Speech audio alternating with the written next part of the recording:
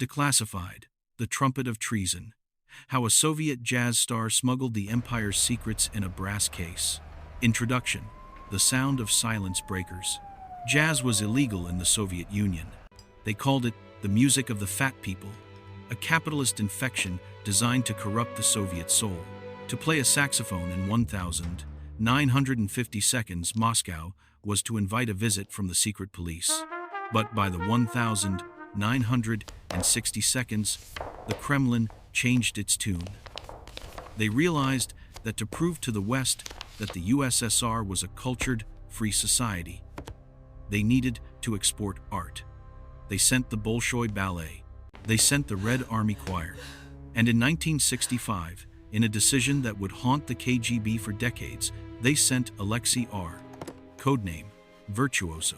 He was the Soviet Louis Armstrong, a man who could hit a high C that shattered glass. He was sent to New York to charm the Americans, to show them that Russians could swing. But Alexei didn't just bring his music. Inside his custom-made, velvet-lined trumpet case, he wasn't just carrying a brass instrument. He was carrying the voice of a suffocating nation. This is the story of how the most explosive literature of the 20th century, the Samizdat manuscripts that exposed the gulags, crossed the Iron Curtain, not through a tunnel or a diplomat's pouch, but through the front door of Carnegie Hall. File number 01, The Man Who Didn't Exist. Subject, Alexei R. Occupation, musician. Courier status, defection. Risk, level 5. Alexei was a paradox. He was a member of the party, yet he played the music of the enemy.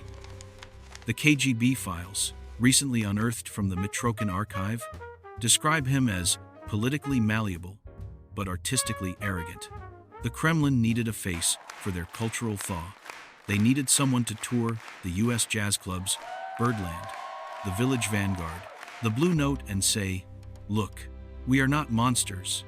We are hip." The vetting. Before the tour, Alexei was subjected to the loyalty grinder. His wife and daughter were kept in Moscow as guarantors, hostages. He was assigned a shadow, a KGB handler, posing as his tour manager, Agent Volkov. He was stripped of all Western currency before leaving. But the KGB missed one detail. Alexei was not doing this for money. He was doing it for the Circle. The Circle was a group of underground writers, dissidents like Solzhenitsyn and Pasternak, who were writing the truth about the Soviet regime on scraps of toilet paper and cigarette packs. They needed a way to get these manuscripts to publishers in London and New York. They needed a mule.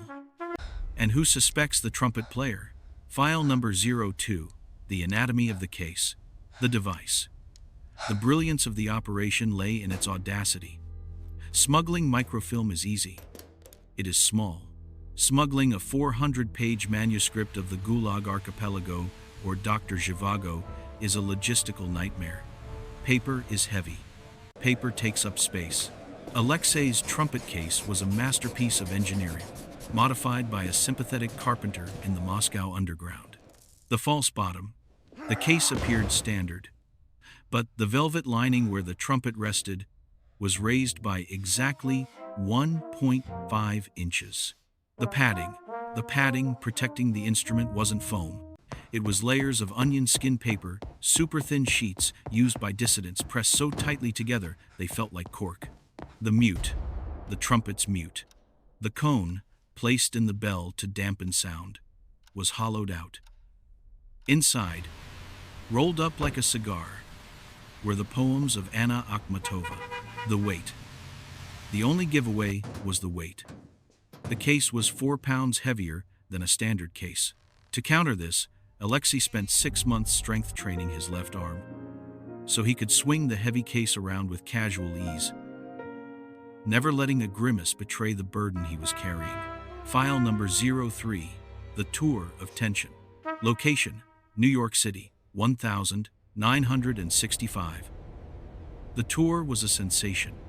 Americans had never heard a Russian play bebop with such ferocity. But for Alexei, the tour was a horror movie. The handler, Agent Volkov, was a shadow. He slept in the adjoining hotel room. He stood in the wings during every performance. He checked Alexei's pockets every night. But Volkov didn't know music, and he didn't know that jazz is a language. The code. Alexei used his music to signal the contacts in the audience. A specific riff from A Night in Tunisia meant too much heat, abort the drop. A sudden switch to a ballad in D minor meant the coast is clear. Meet me at the bar. The close call. Chicago. In Chicago, a customs officer at the airport insisted on inspecting the instruments. He opened the trumpet case. He tapped the velvet. Alexei stood there, his heart hammering a rhythm faster than any drum solo. If the officer lifted the lining, Alexei would be executed, and his family sent to Siberia. The officer reached for the trumpet. He pulled it out. He looked at the mute. Then, he looked at Alexei. You play like Miles, kid. Get out of here. He closed the case. He didn't check the weight. File number 04, the handoff. The climax, New York City. The transfer of the manuscripts was scheduled for the final night of the tour. The location, a crowded dressing room at Carnegie Hall. The recipient, an editor from a Western publishing house, posing as a music journalist. The problem, Agent Volkov refused to leave the room. He sat in the corner, cleaning his fingernails with a knife, watching everyone.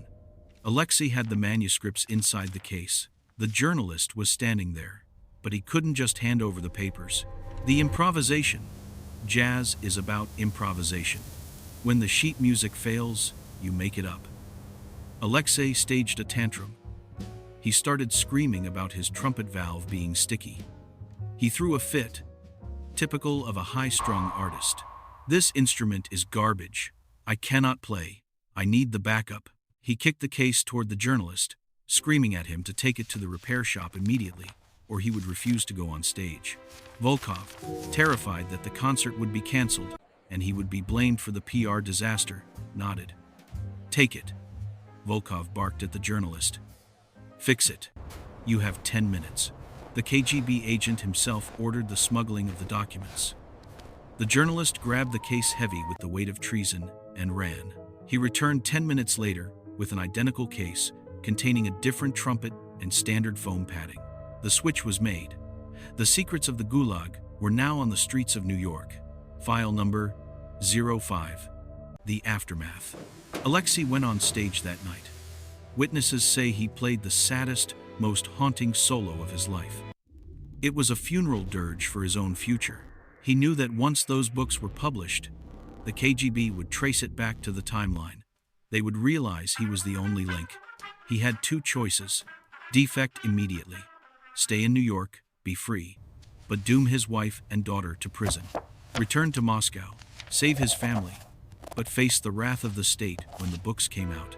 The musician's sacrifice. Alexei got on the plane. He went back. He couldn't leave his family. 6 months later, the manuscripts were published in the West.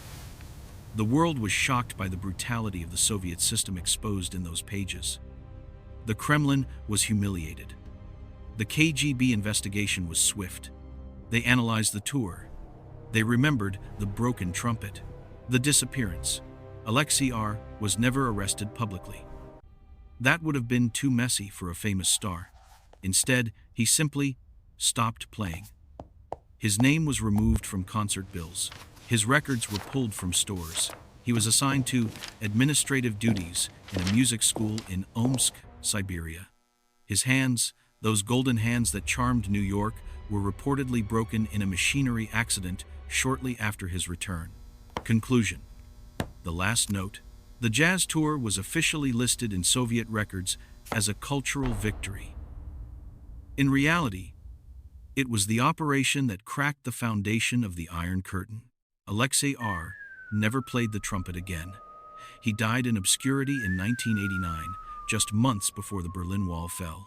But every time you read a line of dissident Soviet literature, every time you hear the truth about the Red Terror, you are hearing the music he played. He proved that you can ban a genre, you can break a man's fingers, and you can lock a border, but you cannot silence a song that is carried in the heart of a free man.